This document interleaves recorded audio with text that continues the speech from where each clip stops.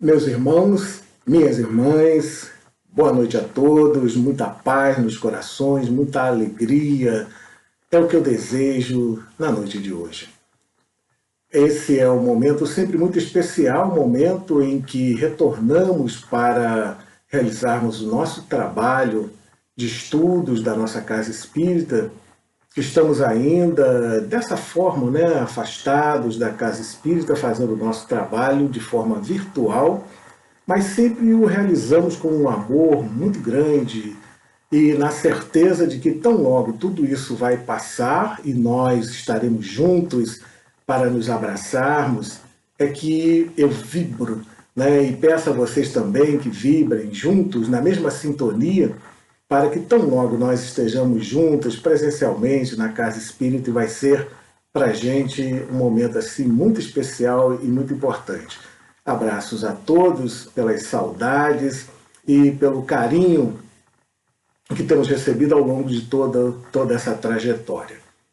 Na noite de hoje, o nosso tema é a caridade material e a caridade moral. E é importante que nós comecemos falando sobre uma passagem do Evangelho de Mateus, no capítulo de número 6, versículos de 1 a 4. Eu não vou fazer o versículo, mas dizer a ideia desse versículo, que é a citação de Jesus, dizendo para que nós todos tomemos o devido cuidado quando formos realizar as nossas ofertas, as nossas oferendas. Porque muitas das vezes, mostrado no Evangelho, Jesus fala daqueles, os fariseus, que viviam nas praças públicas, levando a sua mensagem sempre de forma a querer aparecer muito mais do que os outros. Então, esse capítulo que nós vamos conversar na noite de hoje é o capítulo de número 13. Não saiba a vossa mão esquerda o que dá a vossa mão direita. E é exatamente aí que Jesus fala para que a gente possa ter cuidado no momento de doarmos a nossa parcela, a nossa esmola, a nossa pequenina contribuição àqueles que mais necessitam, que a gente não faça propaganda, que não fique, de alguma forma, alardeando, trombeteando, como fala o Evangelho, mas que a gente tenha esse devido cuidado para não humilhar aqueles que vão receber. Quando nós falamos a respeito de caridade, falamos de caridade material e caridade moral, é importante que nós compreendamos o que quer dizer caridade, o que é caridade. E aí nós vamos recorrer à questão de número 886. A gente sempre tem buscado recursos nessa questão, o Livro dos Espíritos, obra básica da nossa doutrina, que sempre nos oferece recursos importantes para o nosso entendimento e conhecimento a respeito da mensagem consoladora do nosso Mestre Jesus. Na questão, então, de número 886, Kardec indagou aos espíritos qual o verdadeiro sentido, qual o sentido da caridade, como a entendia Jesus. Ao que os espíritos, então, responderam: benevolência para com todos, indulgência para com as imperfeições do nosso próximo e o perdão para as ofensas. E aí nós vamos compreender o que quer dizer isso, o que vem dizer para nós, o que quer dizer benevolência. A própria palavra benevolência, extraindo o seu sentido, nós vamos encontrar que bene quer dizer bem, e volência, benevolência vem do verbo volere, que quer dizer querer. Ou seja, eu quero o seu bem, independentemente daquilo que você representa, daquilo que você tem. Se você é negro, se você é branco, se você torce para o time A, para o time B, se você mora bem, mora mal, se está bem empregado, se estudou muito, se estudou pouco. Independentemente das posses que você tenha, se você mora muito bem, se tem uma casa bonita ou a sua casa é uma casa muito simples. Eu quero o seu bem. É um desejo, é um querer, é uma vontade maior. Eu desejo o melhor para você, independente de tudo que possa me acontecer. Independentemente de eu te conhecer ou não, eu olho para você e quero o seu bem. Eu quero o benefício da sua vida, eu quero que você tenha saúde, que você tenha alegria, que você cresça, que você cada dia mais conheça as questões do Evangelho. Enfim, eu quero o seu bem. É um desejo, é uma volição, né? Vamos colocar assim. E depois ele diz também que benevolência para com todos e indulgência para com as imperfeições do nosso próximo. Ser indulgente, essa palavra in quer dizer dentro de, e a palavra dulgente vem do verbo dulcere, não é? Que quer dizer, que é do verbo adoçar. Ou seja, aquele que é indulgente é aquele que se adoça por dentro. Ou melhor ainda dizendo, é aquele que se permite ser adoçado por dentro. Né? Porque se nós não nos permitirmos sermos adoçados por dentro, certamente nós não vamos conseguir avançar. Então, nós percebemos com isso o quê? Que a caridade é algo interior, é algo interno, vem de dentro da criatura. Porque um coração que está cheio de amargura, o que pode exalar? Ele só pode exalar amargura. Aquele coração que está cheio de medo, o que ele vai exalar? O medo. Se a angústia está naquele coração, ele vai exalar exatamente essa angústia. Mas um coração que dentro dele é doce, é um mel, que a pessoa se permitiu ser adoçada por dentro, o que ele vai exalar? Exatamente as coisas mais doces, mais suaves e mais nobres. Então a caridade é exatamente isso, é você se permitir doar o seu melhor para ofertar ao outro. E ainda fala a respeito do perdão, o perdão para as ofensas. Quem é que não quer ser perdoado?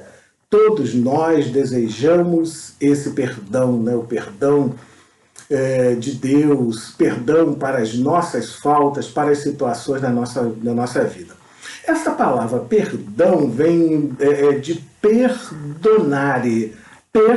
Né, esse prefixo per quer dizer em torno de, em volta de. E donare quer dizer do verbo doar, ou seja, doar-se, entregar-se, doar-se, ou seja, doar mais além, ir mais além, mais profundo, além daquilo que eu possa realizar, além daquilo que eu possa fazer. É uma verdadeira entrega, perdonare.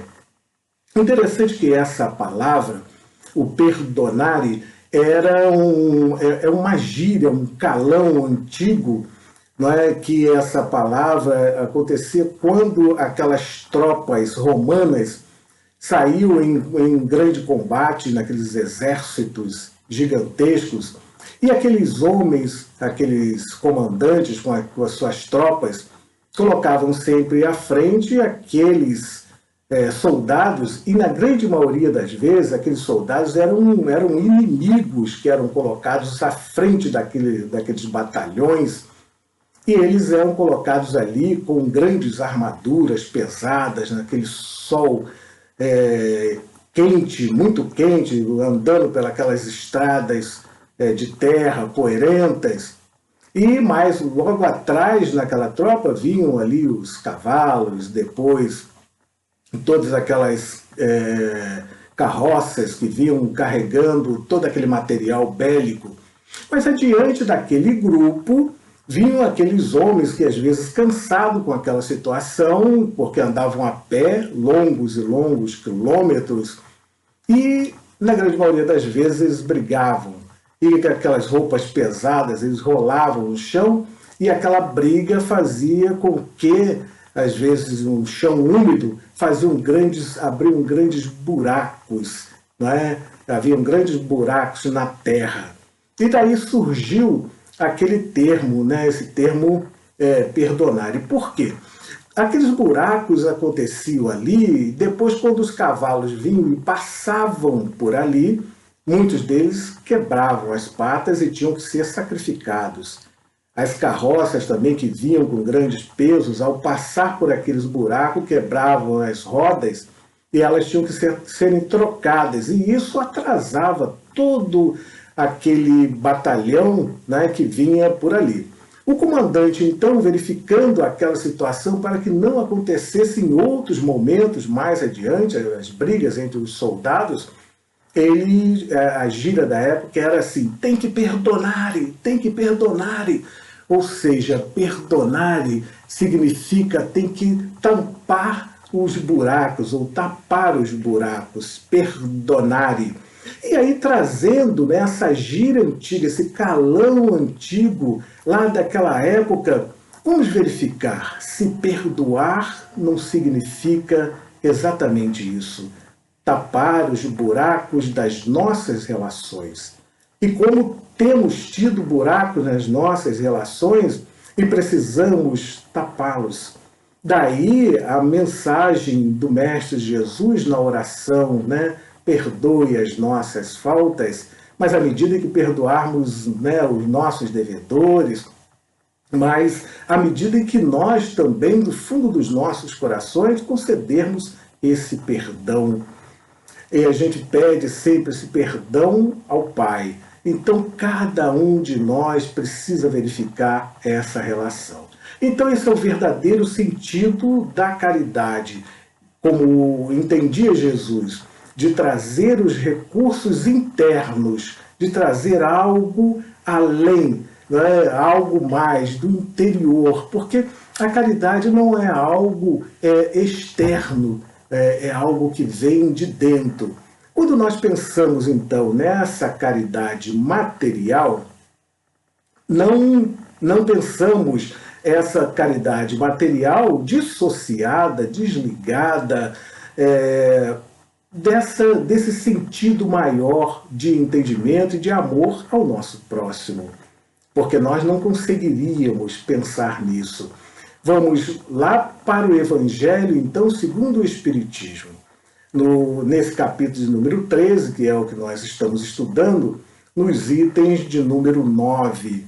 E nesse item 9, nas instruções dos Espíritos, quando fala a respeito da nossa irmã Rosália, traz uma mensagem muito bonita falando a respeito do amor ao próximo. Esse desprendimento, essa entrega que todos nós, deveremos ter com o nosso próximo. Ela mostra que nos instantes em que viver aqui na Terra, fez tudo o que podia para o seu próximo, de forma a doar para ele aquilo que ele necessitava, sem humilhar-lhe naquele momento da sua necessidade. É o que todos nós deveremos fazer e deveremos buscar: doar o melhor para o nosso próximo, dando a ele aquilo que ele mais necessita. Se ele necessita do pão, que nós doemos a ele o pão. Se ele necessita de água porque ele tem sede, nós possamos dar a água para ele também. A página de abertura, a página que a Cida fez, que é a página que se chama Caridade Essencial, ela trata bem disso, não é? Para que a gente possa ofertar aquele que tem fome, oferte a ele o pão. Se ele tem sede, dê a ele, então, a água que vai dessedentá-lo.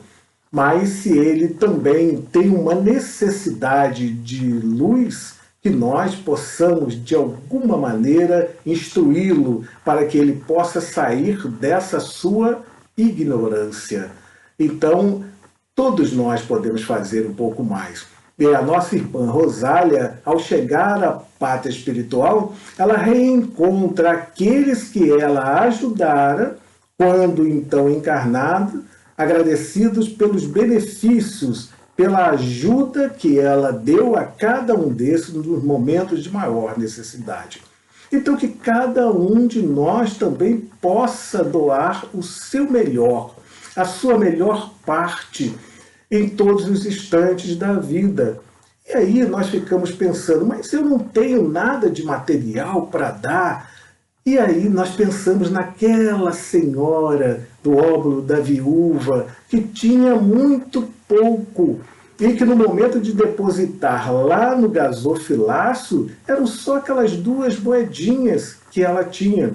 Ao passo que muitos daqueles endinheirados chegavam e colocavam grandes somas, muitos valores, para fazerem barulho dentro do gasofilácio. E ela tinha somente daquilo que certamente iria lhe fazer falta, mas era uma doação, era uma entrega, era ir mais além, como nós acabamos de colocar ainda agora. Nós precisamos ir mais além, sair do nosso lugar comum e ir ao encontro do outro para verificar a sua dor, a sua necessidade e atendê-lo e socorrê-lo no momento em que ele estiver enfermo, que nós possamos levar a ele a medicação que possa curar.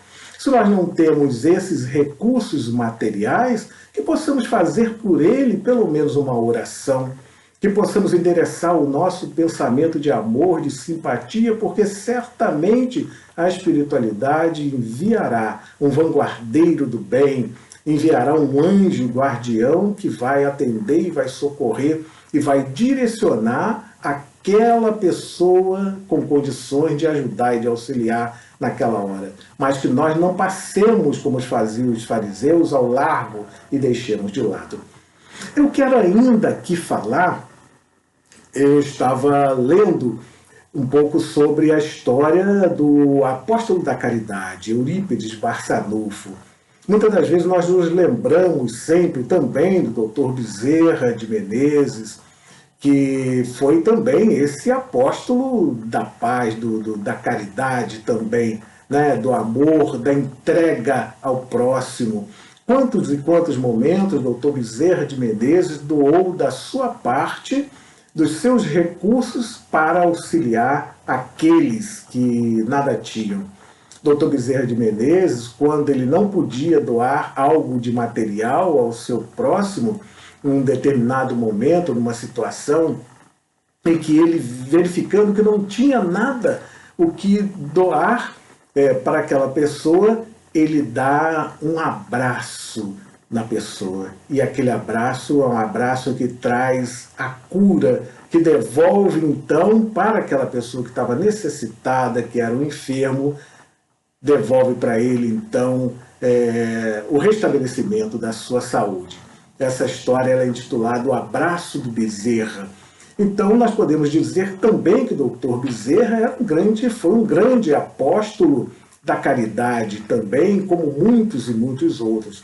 Mas eu quero me reportar aqui a Eurípides Barçanufo, né, que nasceu lá na cidade de Sacramento, em Minas Gerais, de uma família extensa. Eram 13 na família, pai e mãe, com muitas dificuldades financeiras. Uma família desse tamanho, né, muitos filhos, passavam por muitas e muitas dificuldades. Então ele cresceu nesse cenário, nessa cidade do interior, vivenciando muitas e muitas dificuldades. E foi crescendo e sempre auxiliado pela espiritualidade maior, era católico, e pertencia também àquele apostolado de São Vicente de Paulo. E ao crescer, quando ele toma contato, então, com as lições da doutrina espírita, ao ler, então, o livro de Leon Denis, Depois da Morte, intitulado o livro de Leon Denis, e ao ler esse livro, ele, então, deixa a Igreja Católica e vai dizer ao padre que ele se tornaria espírita a partir daquele momento, porque esse livro transformou a sua vida. Ele vinha estudando a doutrina espírita, vinha conhecendo algo mais, e no seu coração de homem bondoso, homem caridoso, o seu desejo de servir ao próximo, de ajudar, na pobreza que era muito grande ali na sua cidade. Ele ainda, aos 18 anos, tem uma passagem que é muito interessante, que na escola ele tinha uma jovem que gostava muito dele. Mas ele, com a sua mediunidade, né, muito aflorada, ele captou aquele pensamento daquela jovem que tinha um desejo de casar-se com ele. E ele disse então que ele não se casaria com ela, porque ele já era casado com a pobreza. E disse mais, disse para aquela jovem que eles não se casariam. E a sua profecia, então, se concretizou, porque todos dois prosseguiram solteiros. E ao longo de toda essa trajetória, só para eu encurtar, então, na história, o seu pai, Eurípides Barçanufo, era um autodidata. Não é? Ele buscava recursos estudando para aprender outros idiomas, não é? Aprendeu o francês, e foi estudando, lecionando, ensinando as pessoas, era muito inteligente e também ajudava no processo de educação de outras pessoas, de outros pequeninos. E na cidade era uma pessoa muito querida, porque ele fazia muitos benefícios, ele ajudava muito os pobres. E o seu pai, num determinado momento, queria que ele fosse o vereador, que ele se candidatasse para vereador da cidade, ao que ele recusou, dizendo que a vocação dele era de servir aos pobres, de ajudar os pobres. Mas, para não contrariar seu pai, ele vai e se candidata, porque seu pai disse que ele era muito conhecido na cidade, que certamente ele ganharia. O que aconteceu? Ele se tornou, então, vereador da cidade e ajudou a cidade de Sacramento, a pequenina cidade de Sacramento, onde não havia nada, em uma cidade que começa a progredir, que começou a progredir. Levou, então, o esgoto para aquela cidade, água encanada para a cidade, levando também, né, fez a construção de um cemitério, que não existia na cidade. Então ele começou a fazer, nesse período que ele esteve como vereador, ele levou muitos benefícios para a sua cidade. E também ele, com o conhecimento que tinha e com o desejo maior de estudar, ele funda, então, abre a primeira escola, era o liceu, né, na cidade, mas depois criou o primeiro colégio espírita do mundo, né, foi criado lá na cidade de Sacramento. E nós podemos dizer, então, que esse homem que se dedicou muito, é o apóstolo da caridade, com uma mediunidade assim, de cura, a mediunidade que ia muito mais além. Ele desenvolveu dentro do seu interior, do seu ser, essa vontade, esse desejo de auxiliar e de doar mais ao seu próximo em todos os instantes da sua vida. Então, a história de Eurípides Barçanufo é uma história muito linda, uma história muito bonita. Ele teve todo o amparo, né, da espiritualidade, e é claro que certamente almas desse porte são almas que trazem já uma bagagem muito grande, como ele já trouxe de vidas passadas, uma bagagem muito grande, mas, sobretudo, no momento em que aqui esteve encarnado, buscou desempenhar a sua tarefa, a sua missão no bem ao próximo, de espalhar esse bem por todas as criaturas. Esse foi sempre o seu desejo maior. Então, essa caridade moral, todos nós, essa caridade material, nós podemos fazer. E aí, para falar da caridade moral, nós vamos buscar recursos na questão de número 629 do Livro dos Espíritos. Na questão 629, Kardec indaga, então, os espíritos a seguinte forma: olha, que definição se pode dar da moral? Os espíritos, então, responderam para Kardec, né? Moral é a regra de bem proceder, é a distinção entre o bem e o mal. Né? Está sempre muito bem fundamentada nas leis de Deus, né? Buscando esses recursos nas leis de Deus, dizendo que o homem de bem faz as boas obras e retira essas boas obras do seu coração. É a observância da lei de Deus. Quando nós observamos isso, estabelecemos então esse lado moral. Se estabelecemos de alguma forma essa caridade material que auxilia, que leva para o outro aquilo que ele necessita no momento que tem fome, que tem sede, que leva a medicação àqueles que mais necessitam, a caridade moral significa você pensar no outro com mais amor, com mais entendimento. Significa levar esses ensinamentos que Jesus trouxe e que Moisés trouxe lá na tábua dos seus 10 mandamentos e que Jesus, então, condensou, né, o amor a Deus acima de todas as coisas e o próximo como a si mesmo. Ou seja, resumindo tudo isso, fazer para o nosso próximo aquilo que nós gostaríamos que nos fosse feito. É doar sempre o nosso melhor em todos os momentos de nossas vidas. Falei de Dr. Bezerra de Menezes, falei também de Eurípides de Barçanufo, mas não poderia deixar de falar aqui também de alguém que se dedicou muito pelo próximo, pelo outro, e que não tinha nenhum envolvimento com a doutrina espírita, mas era muito ligado ao cristianismo. Eu falo aqui, então, de Albert Schweitzer, este homem extremamente dedicado e a caridade também, podemos dizer que era um grande apóstolo do bem, um grande apóstolo da caridade, porque dedicou a sua vida para ofertar àqueles que mais necessitavam. Depois, já na sua fase, na sua etapa adulta, ele volta então a estudar com aqueles mais jovens. Ele já era formado, era um exímio pianista, era músico, era teólogo e tinha outras artes, né, que ele conhecia também, mas foi estudar medicina após os 30 anos e depois formar-se lá com os 37 anos. E ele sai do seu país para ir para a África, mais especificamente para o Gabão, para se dedicar àqueles que lá sofriam, àqueles que não tinham nada. E depois de formado, então, ele reunindo recursos próprios e buscando recursos com os comerciantes da região, ele cria um hospital, né? Ele funda, então, um hospital e para atender aquelas pessoas que mais necessitavam.